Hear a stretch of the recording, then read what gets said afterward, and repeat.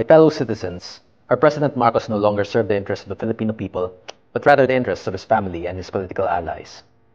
For over 3 years, we have endured the inadequacies of his presidency, from almost losing Mindanao to secession, to the escalating tensions almost leading us to war, and lastly, to our current problem now.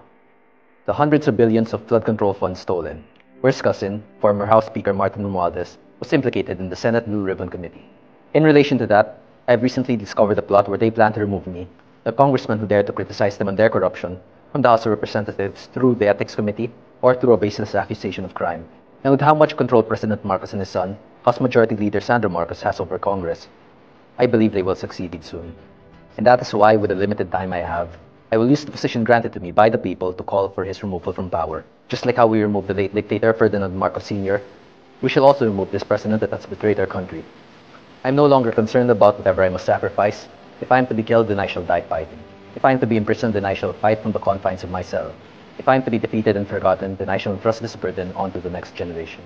With Defense Secretary Gibo Chidoro bringing our country closer and closer to a war with China, I am uncertain of our future, but there is hope. Armed Forces of the Philippines, Philippine National Police, and Philippine Reserve Forces, along with all the citizens who dream of a better future for our country and our descendants, join our call to invoke our democratic right to have our voices be heard. Let us call upon people power and create a better Philippines that our children will be proud of. Starting October 12, 2025, we shall work towards freeing our beloved country from the hands of the greedy and corrupt. Long live the Philippines, long live the Filipino people. My fellow citizens, our President Marcos no longer served the interests of the Filipino people, but rather the interests of his family and his political allies. For over 3 years, we have endured the inadequacies of his presidency, from almost losing Mindanao to secession, to the escalating tensions almost leading us to war, and lastly, to our current problem now.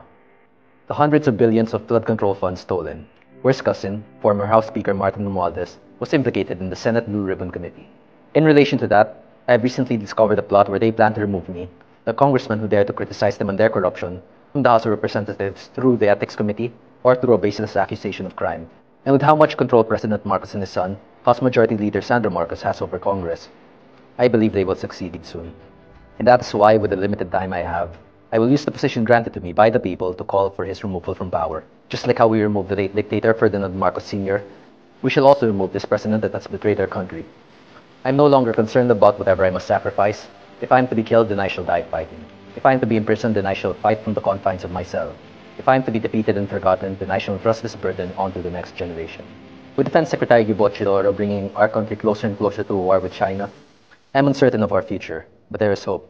Armed Forces of the Philippines, Philippine National Police, and Philippine Reserve Forces, along with all the citizens who dream of a better future for our country and our descendants, join our call to invoke our democratic right to have our voices be heard. Let us call upon people power and create a better Philippines that our children will be proud of. Starting October 12, 2025, we shall work towards freeing our beloved country from the hands of the greedy and corrupt. Long live the Philippines, long live the Filipino people.